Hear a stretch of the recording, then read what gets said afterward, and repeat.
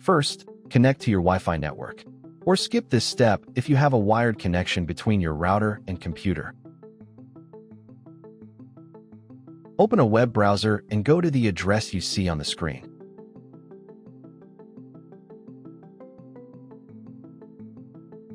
And press Enter. If none of these addresses worked, then find the address printed on a label on the back or bottom of your router.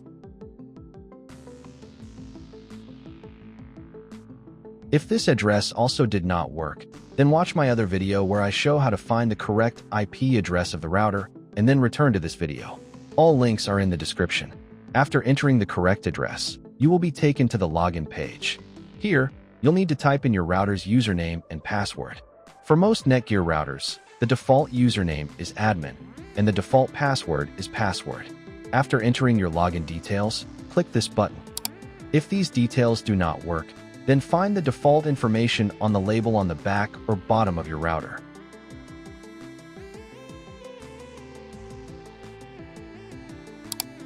If nothing works, you will need to reset the router to its factory settings and set it up again from scratch.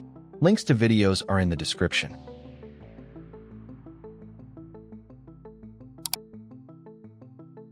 Done. You are now in the router's admin panel. While the admin panel finishes loading, I recommend the best VPN service on the market, NordVPN. It gives you secure access to all restricted content and websites worldwide. Use the link below for a 70% discount on your first month. Try NordVPN risk-free with a 30-day money-back guarantee. Go to the Advanced tab. Then go to the Administration tab. Firmware update. Now you need to find the latest firmware for your router.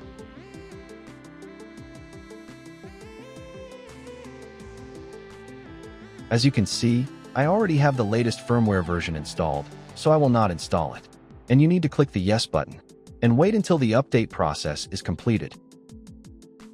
Reconnect to your network if you were connected to the router via Wi-Fi. Thanks for watching. Don't forget to secure your connection with NordVPN using the link in the description for that 70% discount.